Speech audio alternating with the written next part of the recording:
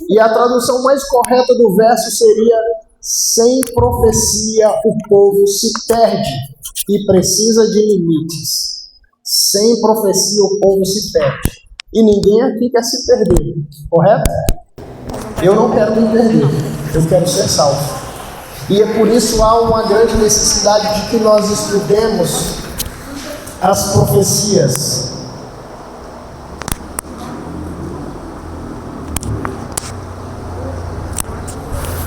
Amados,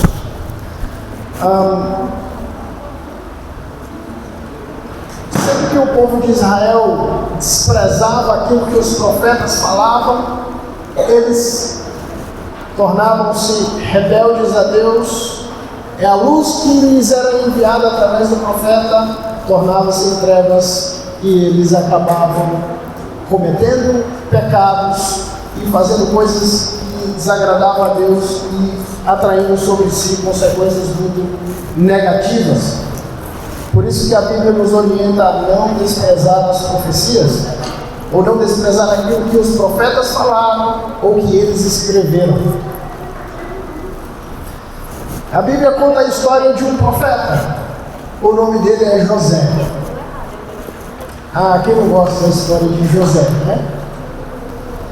Porém, eu gostaria de abordar aspectos da vida de José, no qual ele foi utilizado tremendamente por Deus para transmitir mensagens sobrenaturais. E a Bíblia começa em Gênesis capítulo 37, abra aí sua Bíblia, em Gênesis capítulo 37, Gênesis 37. A Bíblia começa a contar a história de Jacó, e ela diz assim: esta é a história de Jacó, Gênesis 37, verso 2. Esta é a história de Jacó, mas o intrigante é que ele começa a falar de José. Quando José tinha 17 anos, apacentava os rebanhos com os seus irmãos. José então se torna um personagem destacado aqui na vida de Jacó e de seus irmãos. E já começa daí nós percebemos a escolha que Deus tinha feito para levantar ali um profeta dentre os filhos de Jacó. E diz assim: sendo ainda jovem, acompanhava os filhos de Bila e os filhos de Zilpa, mulheres de seu pai, e o que ele fazia? Ele trazia más notícias deles a seu pai. Vejamos um ponto interessante aqui. Um profeta, ele não se associa com o pecado. O profeta de Deus verdadeiro, ele repreende o pecado onde quer que isso lhe seja incumbido por Deus. Independente, ele não se importa em desagradar quem quer que seja, ainda que sejam seus próprios irmãos, ele não se importa em desagradar. O negócio do verdadeiro profeta, a verdadeira função dele é de repreender o pecado. Não importa se ele vai desagradar. Ele sempre repreende o pecado, ele não apoia o pecado, as más ações, as ações incorretas de quem quer que seja, ainda que sejam seus próprios irmãos. E nós vimos isso já de início na vida de José. No verso 5 nós lemos o seguinte, de Gênesis 37, 5. José teve um sonho e o contou aos seus irmãos, por isso o odiaram ainda mais. Veja, as visões de um profeta, elas podem não somente atrair amor por esse profeta, mas ela pode atrair ódio. E há muitos que infelizmente odeiam os profetas. E infelizmente entre próprios irmãos odeiam profetas. E isso é lamentável ter que dizer isso, que existe dentro da Igreja de Deus, nos últimos dias, pessoas que odeiam profetas. Isso é lamentável. Pessoas que falam mal dos profetas. Queridos, isso é um erro que precisa ser corrigido nesses últimos dias. Dentre os irmãos de José, eles odiaram José porque ele lhes contou o seu sonho, e era um sonho profético, era um sonho que iria acontecer, o qual Deus lhe havia revelado. Ele contou como um sonho, mas todos já compreendiam que era a vontade de Deus se manifestando na vida dele. E amados, nós lemos nos versos 6 a 8, que diz assim, versos 6 a 8, diz: ele lhes disse: peço que ouçam o sonho que tive. Sonhei que estávamos amarrando feixes no campo, e eis que o meu feixe se levantou e ficou em pé, enquanto os feixes de vocês o rodeavam e se inclinavam diante do meu. Então os irmãos me disseram: você pensa que vai mesmo reinar sobre nós? Pensa que realmente dominará sobre nós?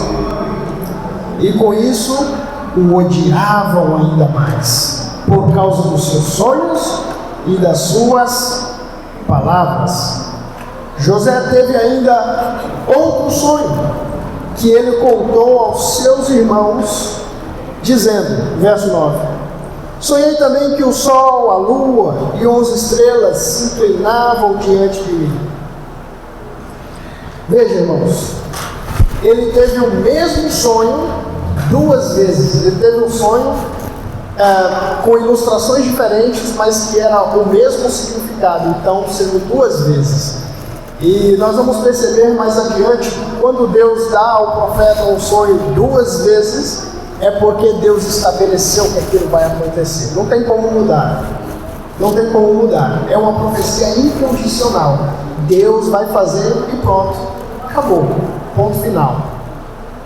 E os irmãos o odiavam ainda mais. A visão de um profeta, irmãos, em alguns casos, chega a ser desfavorável para aquele que ouve. Às vezes aquele que ouve a profecia de um profeta, às vezes é desfavorável para ele mesmo. E quando a gente ouve algo que é desfavorável para nós, é desagradável, né? É muito desagradável. Imagina alguém se levantar como profeta e dizer assim: Sérgio, amanhã vai acontecer algo negativo com você. É ruim, não é? Não é ruim isso? Porém, o profeta às vezes se levanta para dar uma notícia como essa. E não é agradável. E as pessoas, só que o profeta ele é um porta-voz de Deus. E as pessoas tendem a olhar para o profeta e não para Deus, que mandou o recado. É interessante, porque quando a profecia é desfavorável para nós, a gente tende a desprezá-las. Mas a Bíblia diz: não despreze a profecia, ainda que seja desfavorável, não despreze as profecias. José, ele teve esse segundo sonho, né? A Bíblia relata. Bem, bom, pode ele desligar isso?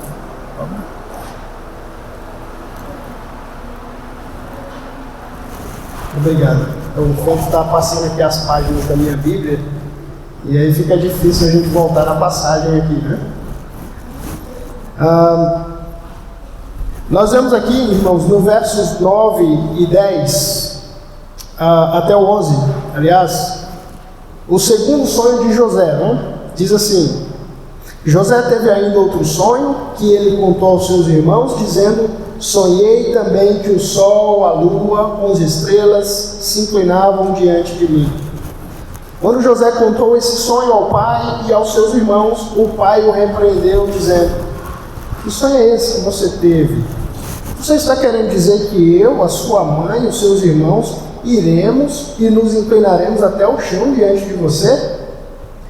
Os irmãos tinham inveja dele. O pai, no entanto, guardou aquilo no coração dele. Aqueles que tinham inveja do profeta desprezaram a profecia, porque eles tinham inveja do profeta, porque Deus lhe havia revelado algo que era favorável para ele e desfavorável para aqueles irmãos que não eram pessoas de bom caráter e infelizmente sofreriam por causa das suas más ações. Eles não queriam ser repreendidos e por isso cada vez mais eles odiavam o profeta.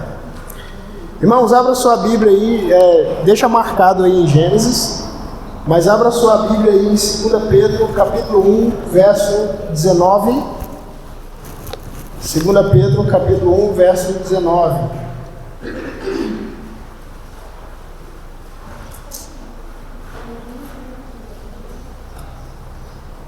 2 Pedro, capítulo 1, e o versículo 19.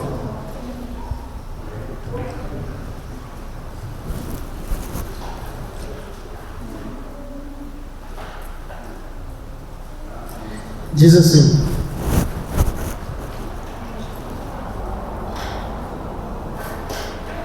Segunda Pedro 1, 19.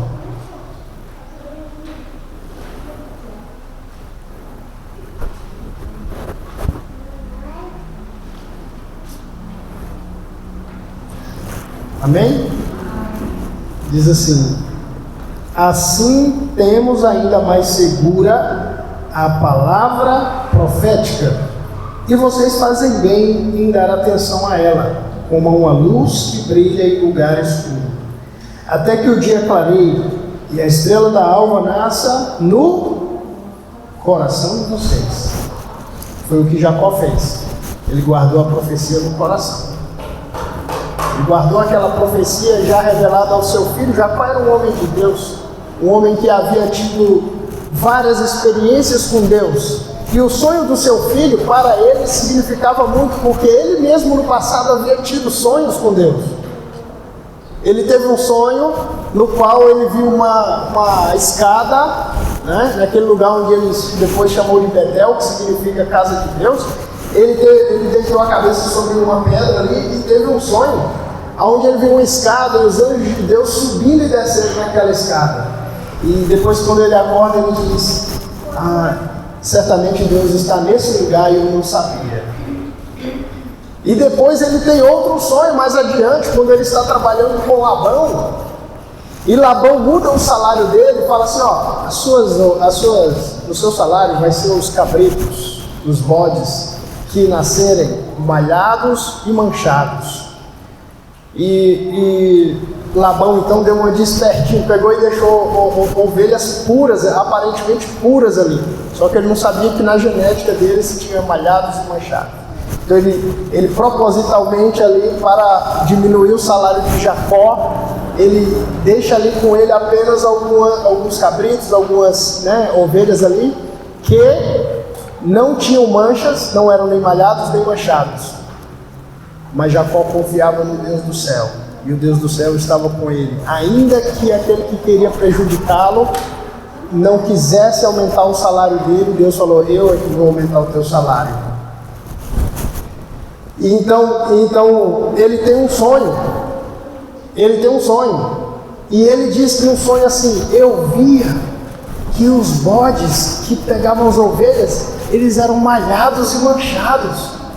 Então o rebanho de Jacó aumenta disparadamente e ele se torna próspero e rico.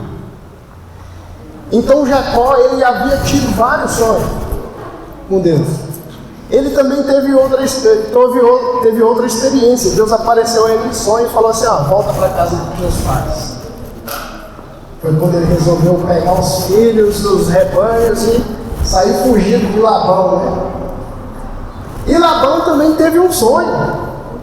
Labão, quando viu que Jacó tinha fugido, ficou furioso. Aí em sonho Deus apareceu e falou assim: não faça nada com Jacó, não faça bem nem mal com Jacó.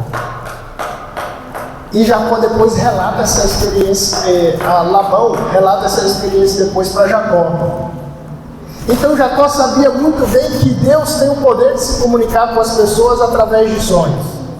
E quando ele percebeu que José havia tido aquele sonho 2 vezes, então ele sabia, foi Deus que revelou isso para ele. E ele então guardou isso no coração. Quando a profecia então se cumpre muitos anos mais tarde, Jacó não fica surpreso, porque ele sabia que quando Deus anuncia algo, isto há de acontecer mais cedo ou mais tarde. Então Jacó guarda isso no coração, e a Bíblia nos orienta a guardarmos as profecias em nosso coração, e como diz o conselho de 1 Tessalonicenses 5:20, não desprezem as profecias. Desprezar significa desrespeitar, tratar com indiferença, não fazer caso das profecias. Não desprezem as profecias. No capítulo 40 de Gênesis, abre aí, Gênesis estava no 37, né? Mais um pouco à frente, capítulo 40, Gênesis 40.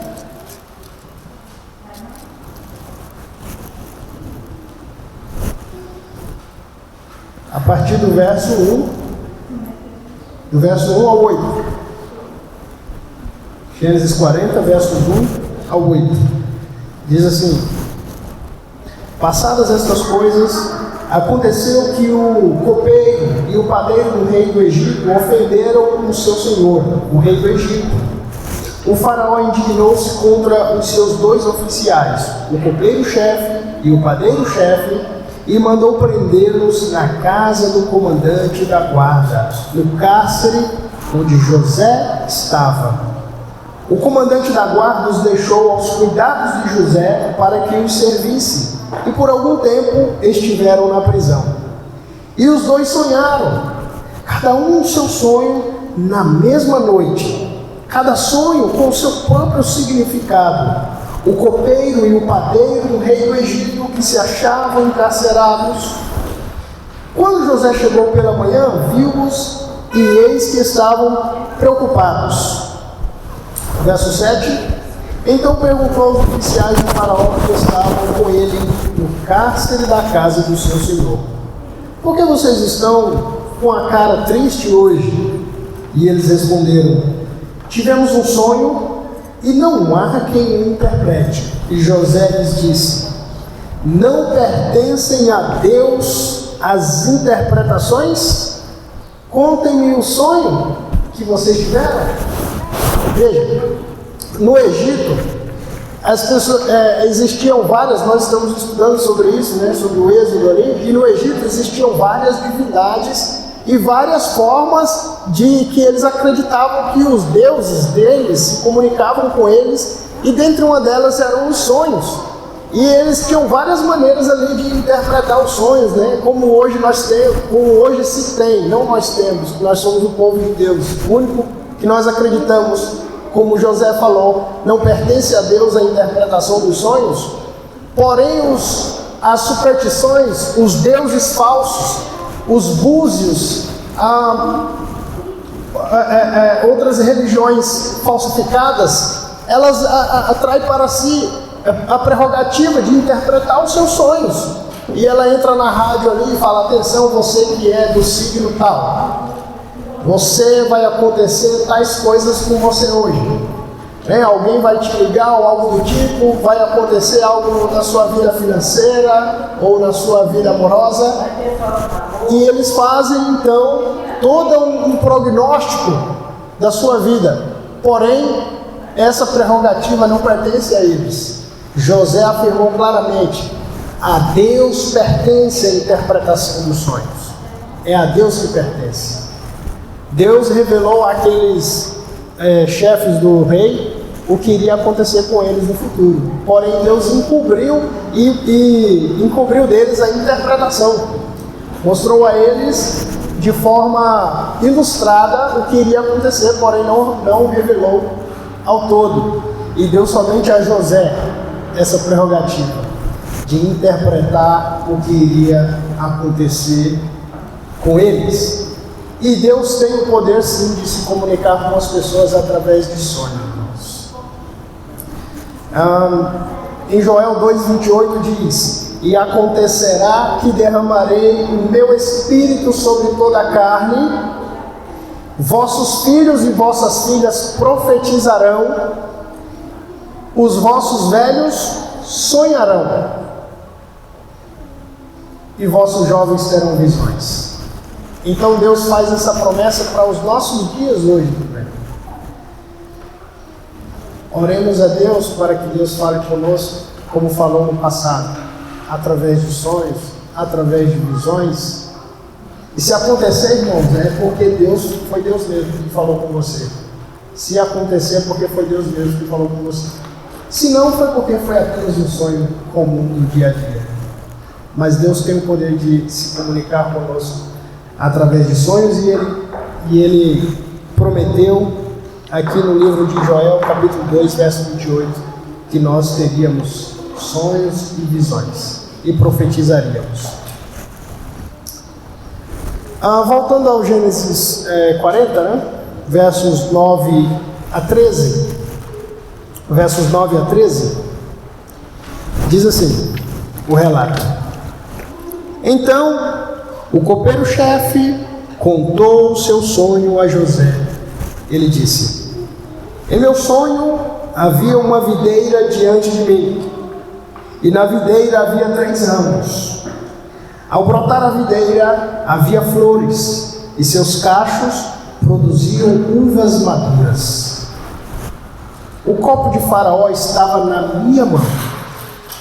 Peguei as uvas e as espremi no copo de Faraó e o entreguei ao Faraó. Então José disse: esta é a interpretação do sonho. Os 3 ramos são 3 dias. Dentro de 3 dias, Faraó vai reabilitar você e reintegrá-lo no seu cargo. E você lhe dará o copo na mão dele, segundo o costume antigo, quando era seu copeiro. Veja, que notícia boa, né? Meu irmão, você está desempregado e você tem um sonho, e Deus levanta o profeta e diz assim: dentro de 3 dias pode ficar seguro. E dentro de 3 dias Deus vai levantar alguém que vai bater na tua porta ou vai ligar no teu telefone e vai dizer que tu está empregado. Dentro de 3 dias, Deus vai levantar, vai curar o teu parente que está enfermo. Veja que notícia boa, não é? E Deus levanta um profeta para isso também, para nos trazer notícias boas, orientações boas para a nossa vida, de restauração, de reintegração. Por isso não devemos desprezar as profecias. Amados, só que além disso, né, teve outro que teve um sonho também, e esse foi o padeiro. E nos versos 16 a 19 nós vamos ver o que aconteceu com ele. Versos 16 ao 19, diz assim: é o sonho do padeiro. Vendo o padeiro, chefe, que a interpretação era boa, disse a José: eu também sonhei, e eis que 3 cestos de pão branco estavam sobre a minha cabeça. No cesto mais alto havia todo tipo de comida que um padeiro faz para Faraó, e as aves comiam do cesto que estava sobre a minha cabeça. Então José disse: esta é a interpretação do sonho. Os 3 cestos são 3 dias. Dentro de 3 dias, Faraó vai mandar cortar a sua cabeça e pendurá-la numa árvore, e as aves comerão a sua carne. Que notícia desagradável. Agora, irmãos, o anúncio de algo ruim por um profeta, ele tem um objetivo: fazer com que a pessoa se arrependa dos seus pecados e mude a sua conduta. Cortar a cabeça de um egípcio ou enforcá-lo era algo horrível para um egípcio. Sabe por que significava? Significava que ele estava perdendo a vida eterna. Porque o modo de sepultamento de um egípcio contava como que uma passagem para a vida além desta vida. Eles tinham essa crença. Então, quando um egípcio era morto ou decapitado ou enforcado, retirando a cabeça dele, significava que ele estava perdendo a vida eterna. E uma coisa que Deus não quer é que nós percamos nossa vida eterna. Deus não quer que as pessoas percam sua vida eterna. Então há algo além de perder essa vida. O pior do que perder essa vida é perder a vida eterna. Então, quando Deus anuncia algo ruim que vai acontecer com alguém através do profeta, como anunciou para o padeiro, Deus está dizendo o seguinte: muda a tua conduta, arrepende-se, arrepende dos seus pecados e muda a sua conduta, porque senão você vai ser condenado. Você não vai para o céu, você não vai entrar para o céu com esses pecados. Eu vou trazer para perto de mim aqueles que se santificam, que se arrependem dos seus pecados e que procuram ter uma vida santa, uma vida justa.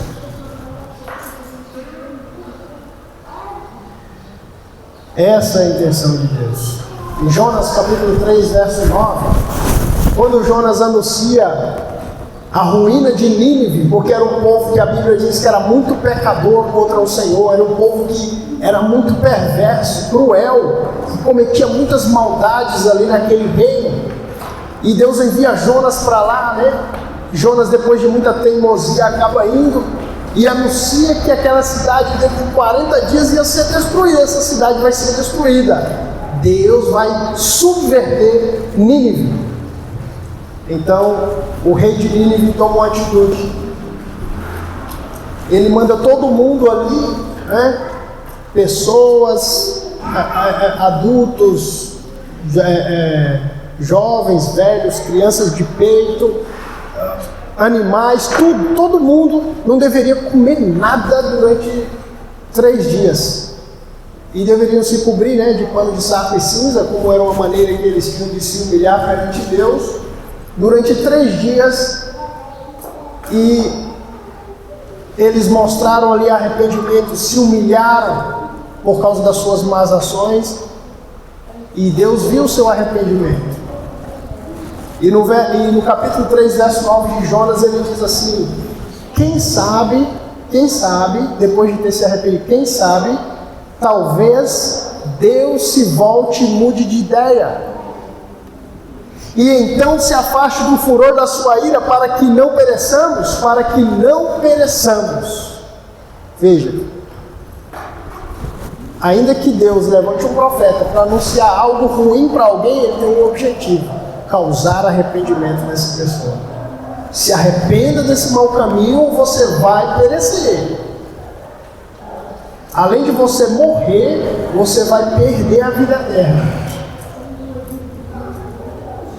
E no verso 10 de Jonas 3 diz: Deus viu o que fizeram, como se converteram do seu mau caminho, e Deus mudou de ideia quanto ao mal que tinha dito que lhes faria, e não fez. Glória a Deus. Deus é misericordioso. Todo aquele que se arrepender dos seus pecados, Deus o perdoará. Aquele que se humilhar, se converter e mostrar frutos de arrependimento, Deus lhe perdoará, lhe mostrando sua misericórdia.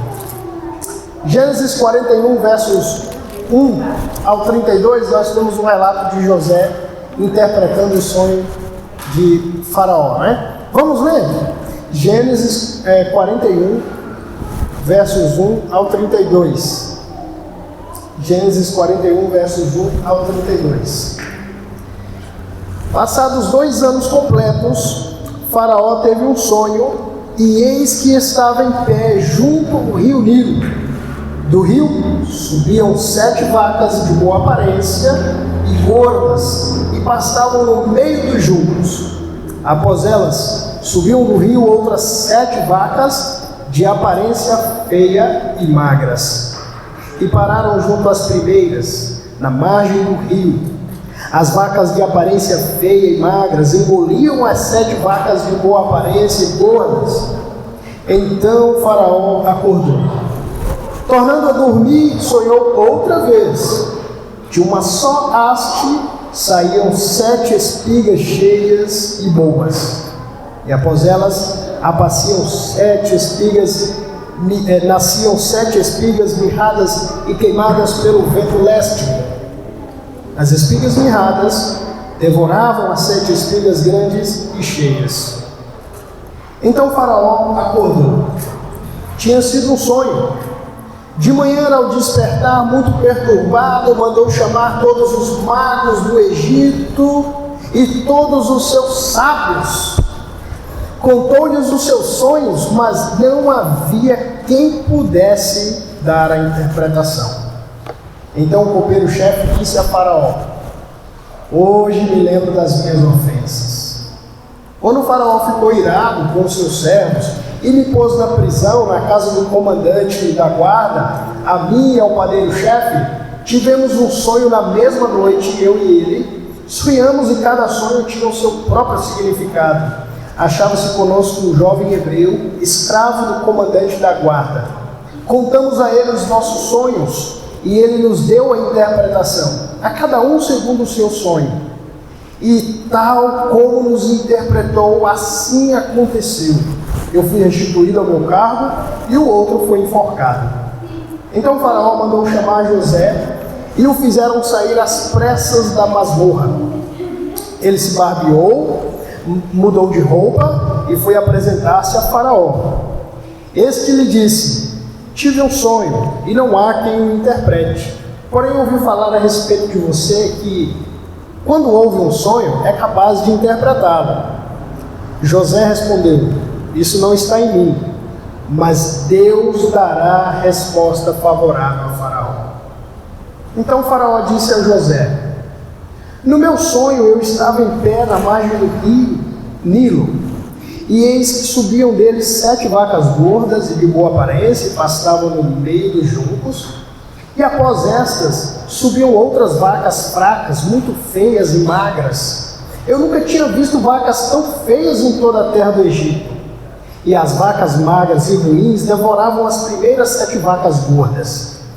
E depois de as terem engolido, não dava aparência de que as tinha devorado, pois o aspecto delas continuava ruim, como no princípio.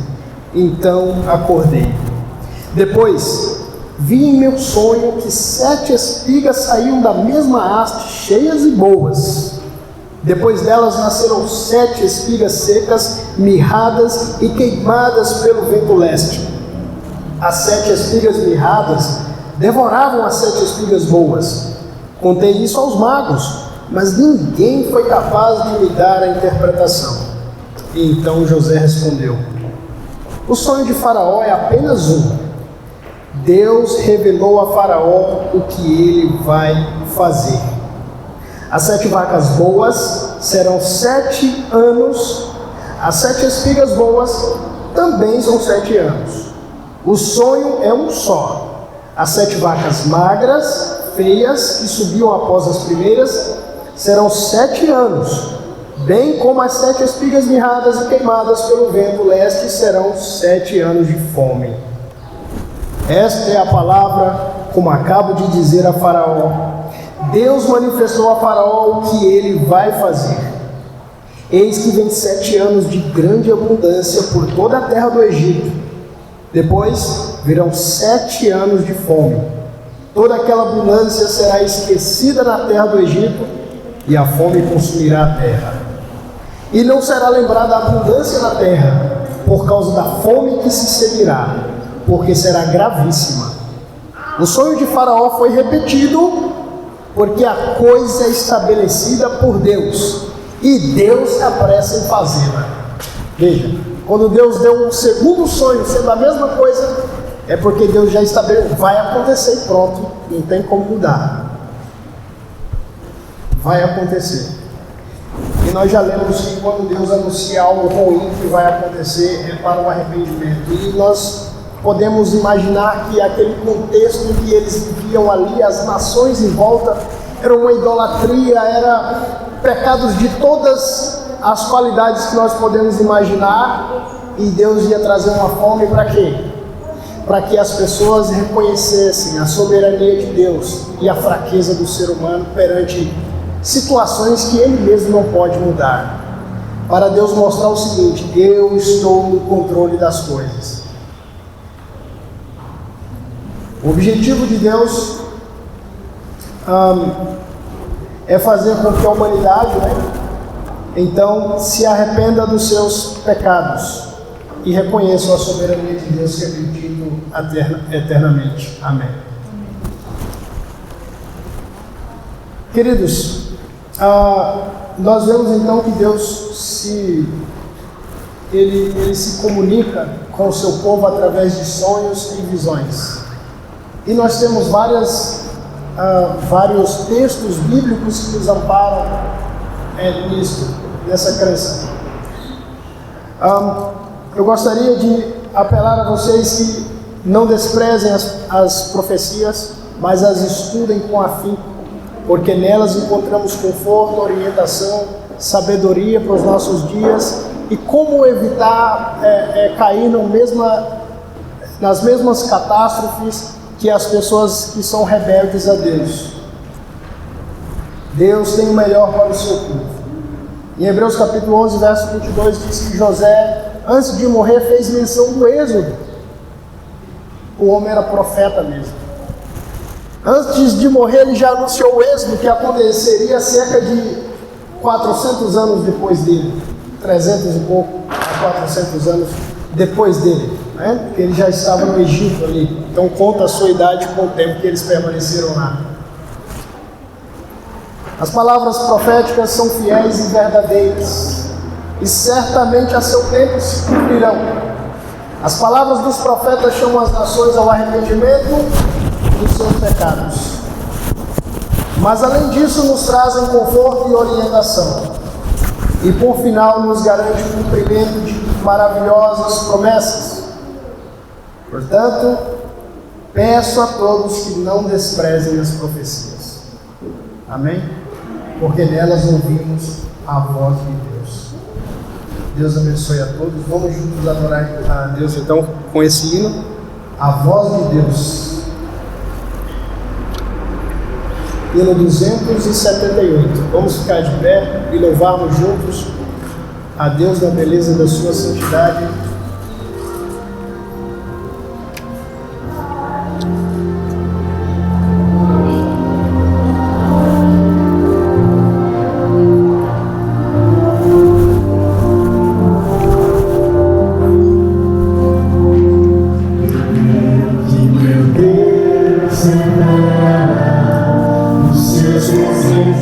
Os seus planos para mim.